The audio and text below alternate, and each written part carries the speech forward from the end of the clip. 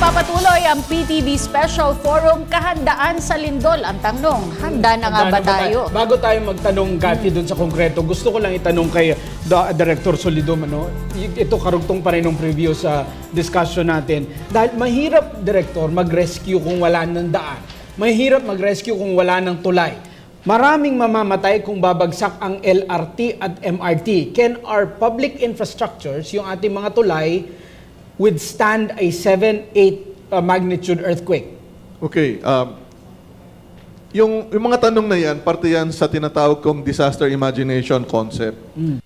Kailangan talaga natin ay ma-imagine, hindi lang yung mangyayaring panganib, pagguga ng lupa, pati na rin yung epekto at solusyon dito. Kung walang disaster imagination, hindi sapat ang paghahanda patungkol sa malalaking mga events like a big earthquake or a super typhoon. Pagdating po sa kahandaan, dito sa Kamaynilaan, titingnan natin ang Metro Manila ay seat of government, seat of national agencies, seat of business or our economy, at seat ng mga universities. Kung mangyari yung isang lindol dito sa Kamaynilaan, syempre, ang buong Pilipinas will be directly or indirectly affected. So, ang unang kailangan nating palakasin ay kahandaan ng national system, both in government and in the private sector. Pagdating sa rescue ng mga posibleng maapektuhan, isipin natin ang Pasig River ay tumatakbo from west to east. At kung ang mga tulay dyan ay hindi maayos at magkaroon ng sira, hindi pwedeng mamasyal at ipapuntang Quezon City or vice versa. Ganon din across Marikina River, may mga tulay din. Sa coastal cities ng Metro Manila, posibleng maraming sunog at mga kalsada na may mga bitak. So isipin po natin immediately after the earthquake, kung kumuha kayo ng snapshot, pwede pong hindi makakilos at makapunta sa iba't ibang lugar yung mga search and rescue groups na manggagaling pa sa iba't ibang bayan. Kaya po ang MMDA at ang national government ay naghanda na ng mga volunteer, mahigit ilang libo na ang naging volunteer na na-train upang within the sectors na nabanggit ko ay pwede na silang tumulong. Kung mapapansin nyo, may mga container vans all over at nandun po yung pang search and rescue. Ang tanong, kaya ba ng mga tulay? Ito po ay pinag-aaralan ng Public Works and Highways at nagsimula po silang magpatibay ng mga ito. Kasi follow-up ko lang, dahil sa Australia, Director, nabanggit mo nga kanina na importante yung magmamando ng rescue operations, importante yung magmamonitor ng damage. Australia Geosciences, they simulate on a monthly basis yung relocation of their Geoscience Institute para merong mag-monitor nga, magmando. Pinapractice nila yon whether merong lindol o wala. Nagagawa po ba natin yon? Handa po ba tayong saan pumunta yung NDRRMC sakaling tinamaan tayo? Saan pupunta ang presidente sakaling tamaan ng Malacanang? Of course, bawat organisasyon ay naghahanda. Kami po sa FIVOX, kunyari may nangyaring malaking lindol dito sa Kamaynilaan, kaya naming mag-operate sa labas ng building at patakbuhin yung monitoring. Pero meron din tayong mirror office sa Davao City and soon sa Cebu na kahit may trahedyang nangyari sa Metro Manila, kaya ng mga tao namin na mag-monitor ng mga earthquakes all over. Kasi po, yung nakukuha namin mga datos via satellite, diretso din sa Davao and soon sa Cebu. Ganon din po ang ginagawa ng Civil Defense. Nagkakaroon din po sila ng mga kahandaan kasi open ground naman ang Camp Aguinaldo, pwede silang magkaroon ng command center doon. So lahat po dapat ng mga ehensya ay merong ganong plano na naghahanda, hindi lang tutulong sa mga tao, kundi tulungan muna nila ang sarili nila, sila ay maging ligtas. Okay, I'd like to ask Dr. Fuad. Dr. Solidum has talked about the preparedness on the national level as well as on the various government agencies. But it is equally important for the local government leaders and the communities to prepare for this scenario. What preparation are they doing in case a big earthquake strikes Metro Manila? It's critical to carry, this preparedness effort at all levels. The national agencies have a role, the local governments and LGUs have a role, and the community, of course, has a role into it. And it's only by working together that way that we could have a coherent way in terms of optimizing the resources that we have. No agency or no structure by itself will have all the resources. The role of the LGUs is very important.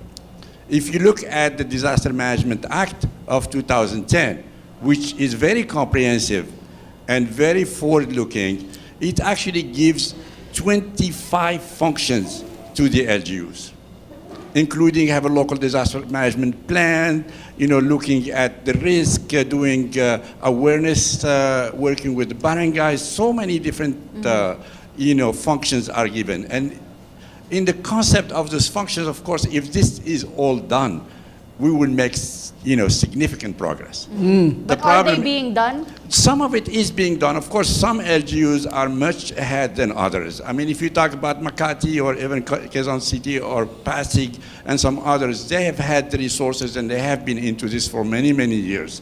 Some of those, LGUs we have been working with for the last 10 years. Ones are struggling a little more. They don't really have the resources. They don't understand. They don't have the structures in place yet.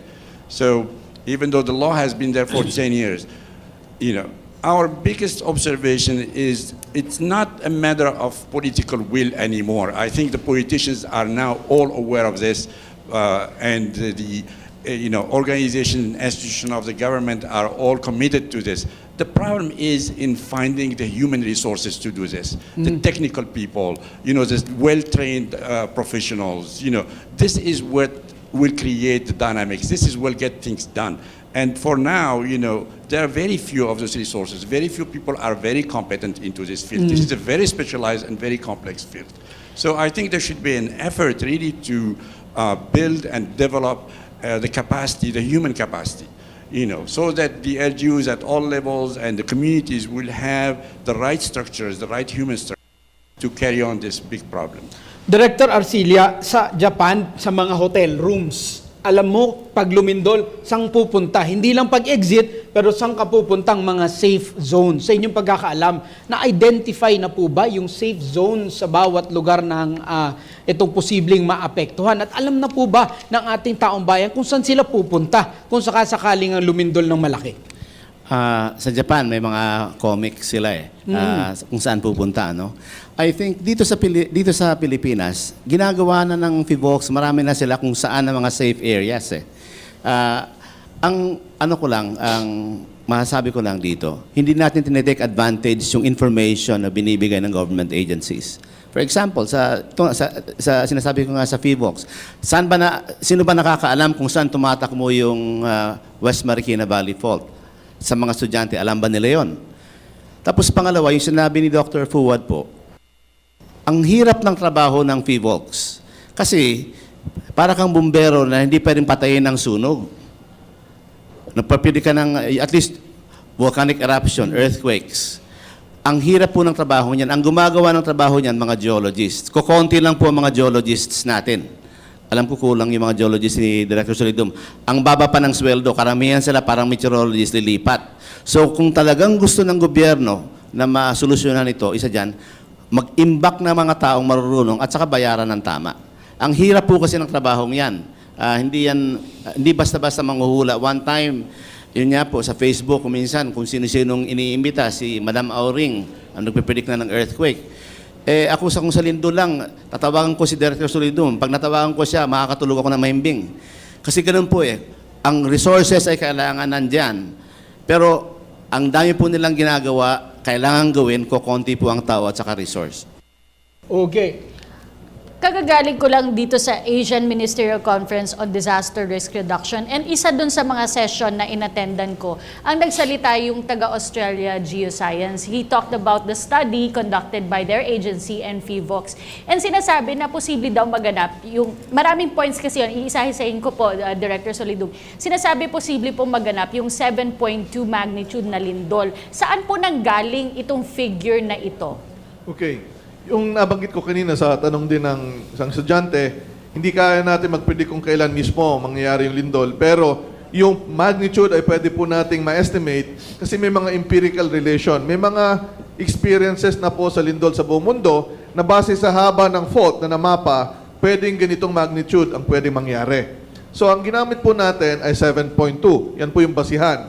Nag-aral din po tayo na kung sakaling hindi 7.2 mangyari yung lindol at mas mababa, magnitude 6.5, madaling mangyari, ano kaya ang mangyayari sa Metro Manila? Summary lang, sa 7.2, na-estimate namin 31,000 posibleng mamatay, at doon sa magnitude 6.5 ay mahigit 20,000. So marami pa rin. suma total, kailangan paghandaan ang mga lindol.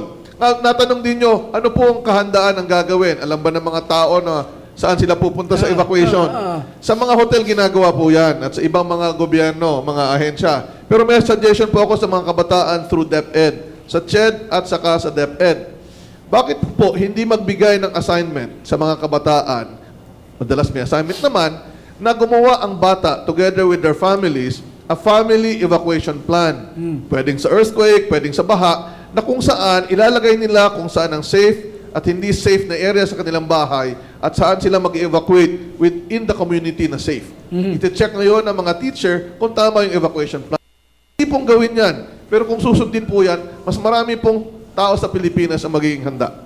Director, ito pa po, isa pong lumabas din dun sa naging talk na yon ay the highest number of fatalities will be from Barangay Kupang and Mayamot in Antipolo City, Barangay San Andres and San Isidro in Cainta, and Barangay Rosario in Pasig City. Bakit po itong mga barangay na ito ang na-mention? Okay, dito po sa pag-aaral na ginawa ng FIVOX and GSIS Australia, kami din po ay umikot sa buong Metro Manila at pinag-aralan po namin ang karakteristik ng mga bahay at mga building sa Kamaynilaan. Tinitingnan po natin kung kailan ito ginawa at ang nasabi namin, kung before 1992 ang mga bahay, nagbago po ang ating building code before 1992. Kung before 1972, wala pong building code yun. So may age factor din yung mga analysis sa mga bahay. Ganun din po sa kalidad ng mga materialis na ginamit, kung gaano kataas, at gaano kalakas yung shaking na abutin po yung na to. Hindi po ibig sabihin yun lang po ang maapektuhan, buong Metro Manila maapektuhan. Kaya lang, may mga karakteristik po ang mga building at bahay sa mga nabanggit na barangay na baka mas maging vulnerable sila sa malakas na shaking. Okay. Dr. Fuad, when an earthquake happens, should we tell our kids to hide under the table or run? I think this is well established. They should really protect themselves. They should get under a table or something steady to prevent them from things fall on them. And that's the best so far that we know, is that you have to protect yourself to get underneath something steady, table or a desk or something that can prevent things from falling on your head and get injured. Okay. So hide, not run. Not Dr. run. Suldo. Cover and hold. I'm sorry, sir. Ang tawag namin ay drop, cover, and hold. Drop, cover, and hold. Pakipaliwanag po, sir. Yung drop, cover, sumukob sa ilalim, may cover. Yung mga mahulog na bagay sa kisame o sa bubong, hindi sila mababagsakan directly. Yung hold, hahawakan nyo po yung mesa. Kasi pag lumindol, pati floor o sahig gagalaw. Okay. Kung hindi nyo hinawakan yung mesa, hihiwalay sa inyo yan.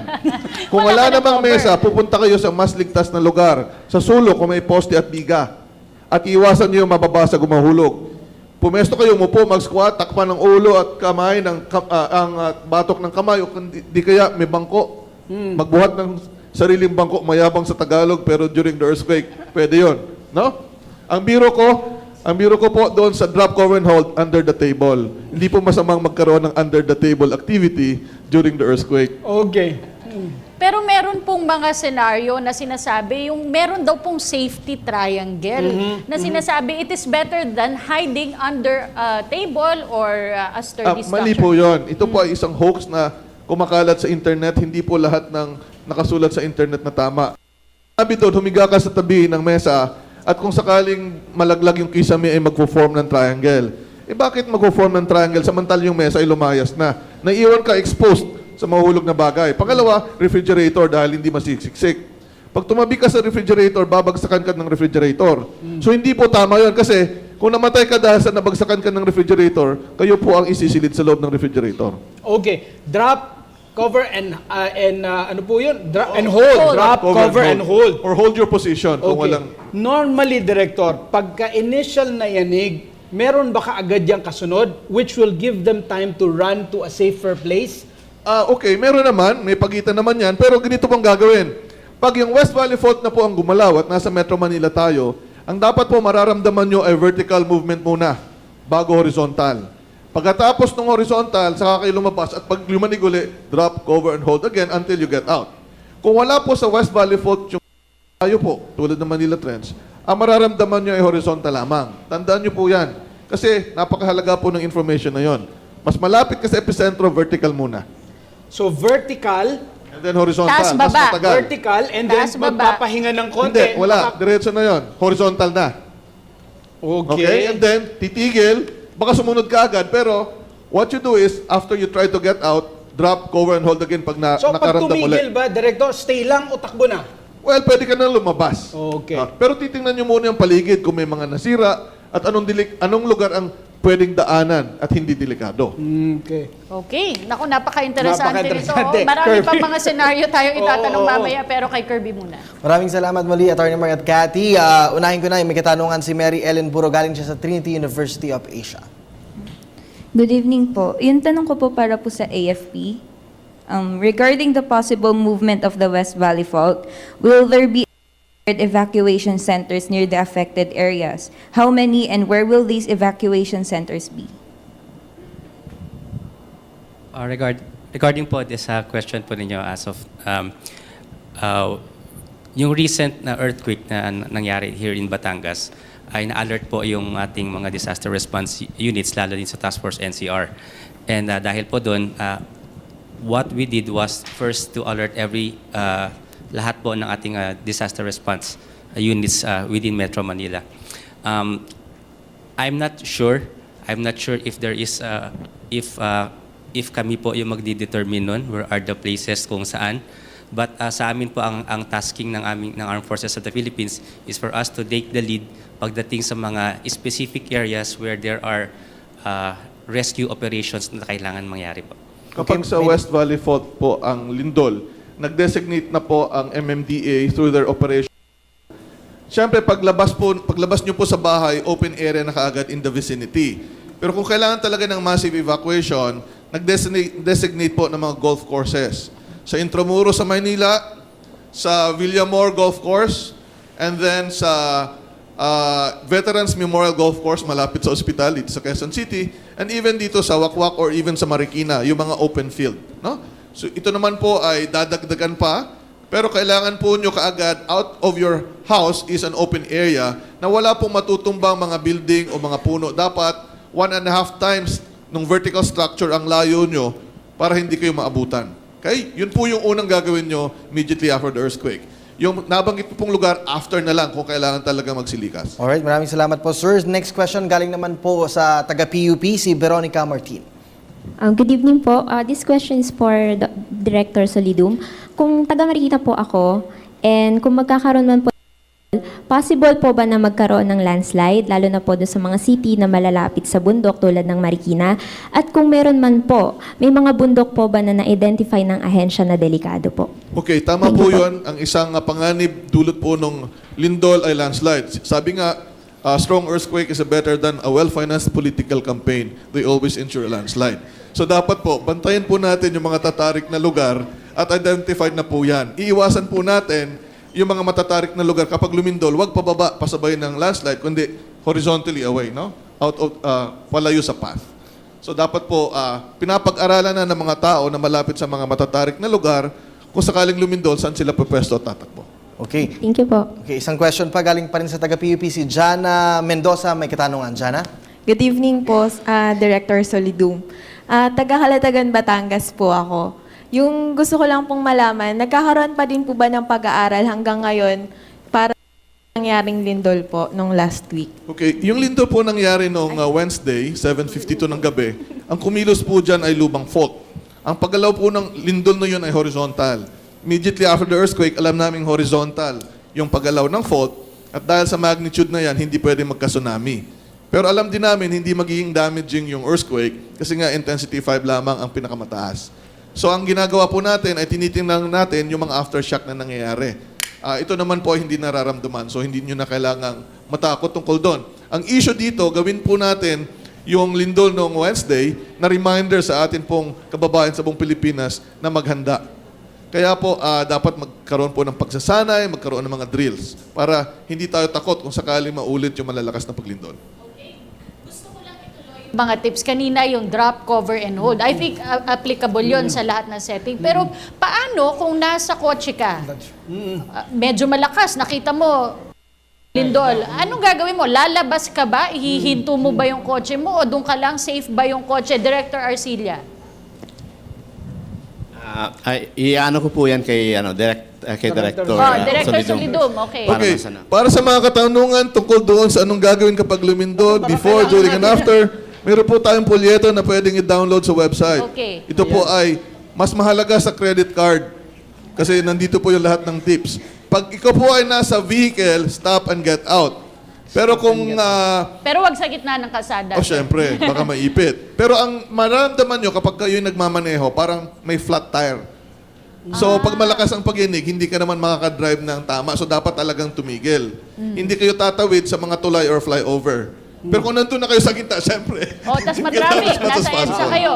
Oo. So, yun lang po. No? At kung may mga matarik na lugar, dapat lumayo kayo doon sa steep slopes. Baka magka-landslide. Director, yun sa 7.8, pati puno matutumba. Nagigewang yung puno ng ganito. Pero hindi yun ma-uproot matutumba ng ganon. Depende sa puno kung mababaw lang yung pinagan. Huwag ka problema sa puno. Sa building ka problema.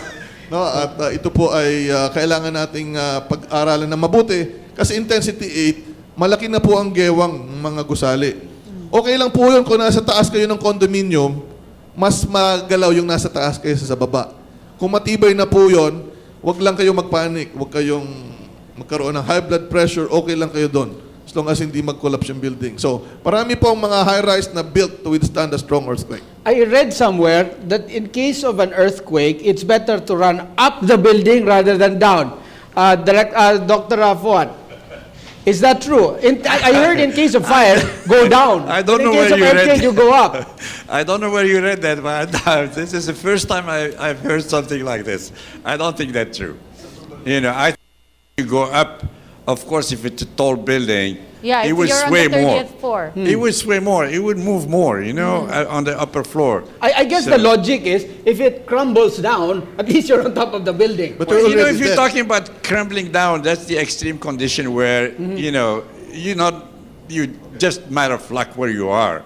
That you cannot really plan for it. What we're talking is about common sense. How do you protect yourself? You know, stay in your place. Try to find a place where you can drop, cover, and wait, you know, and hold for a while until the shaking finish. You don't go up while there is shaking. You don't go do down down. while there is shaking. You stop. Yung baitang po ng hagdanan, pag tinapakan nyo at gumagalaw, baka mahulog pa kayo, kayo po ay mamamatay dahil naglakad pa kayo. Dapat drop, cover, and hold. Stay in a safe place. Yes, there is evidence. For example, people even in a mall or something, and they think they are close to the exit, and they try to run away instead of covering. Then things fall down on them, even at the door. Experience has shown that it is the best we have so far in terms of advice to people. You know. Marami pa po tayo mga katanungan na ipapasagot sa ating mga eksperto dito po sa studio. Ngayong gabi, magbabalik po ang PTV